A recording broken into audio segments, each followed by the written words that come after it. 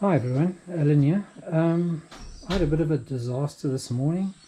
I went for a ride this morning on the freeway. As some of you might know from two of my previous videos, I've been using this Insta360 X3. It's an amazing tool. You can get so many different perspectives on your video. It looks like someone else is following you with a drone or something like it. Really awesome for 360 photos and video, etc.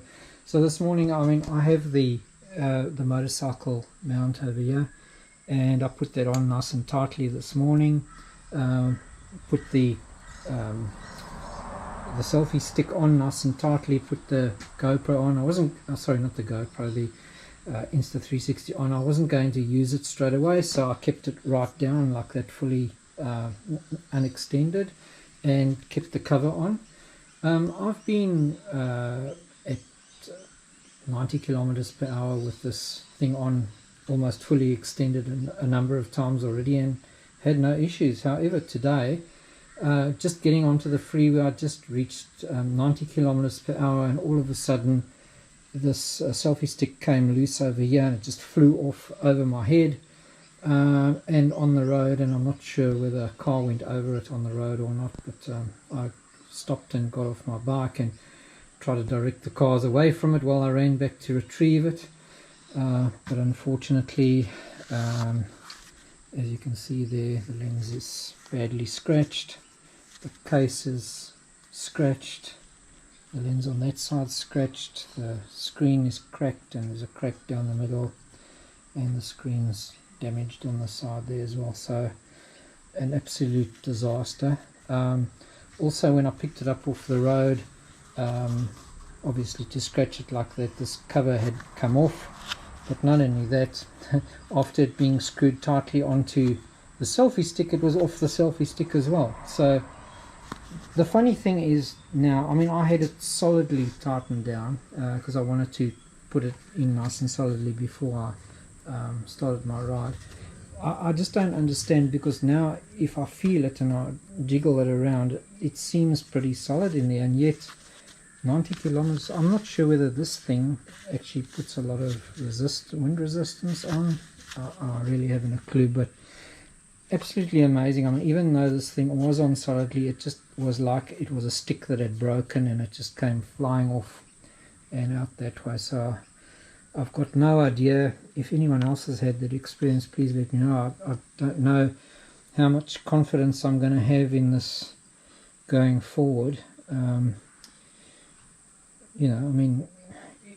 strange thing is right now it seems to fit on pretty solidly, and I always tighten it as tight as I think is needed, and it's on there pretty solidly, and I didn't see it shaking around. It seemed to be pretty, sitting pretty well. I didn't even see any movement from the wind. It just snapped off like a thin twig and started tumbling down the road behind me. So I'm not sure. Anyway, I'm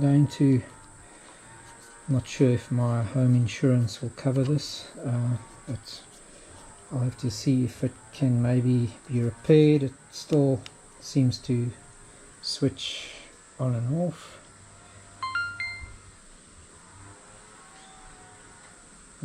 Yep, okay, so that you can still see. Yeah, still seems to work. Obviously it's not going to take a picture worth anything now that the lenses are so stuffed, and obviously I'd want to change the screen as well.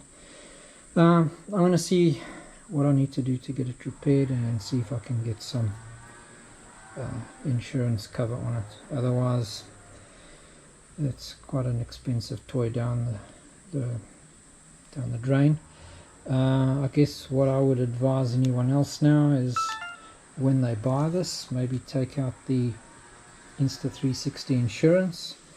Quite upset with myself that I didn't spend the extra, can't remember what it was, extra $100 or whatever to get that insurance from Insta360. Anyway, that's the way the cookie crumbles. That's all for me now. if anyone else has had an experience like this, please let me know. Are there more secure ways of securing the Insta360 to something like a motorcycle? I'm just pretty nervous to do this again, and then you kind of go, well, that really limits me as to what I can do with this thing going forward. But yeah, if I buy another one of these, I'll definitely be taking out the insurance. Thanks for listening. Let me know if you have any comments. Thanks a lot. Bye.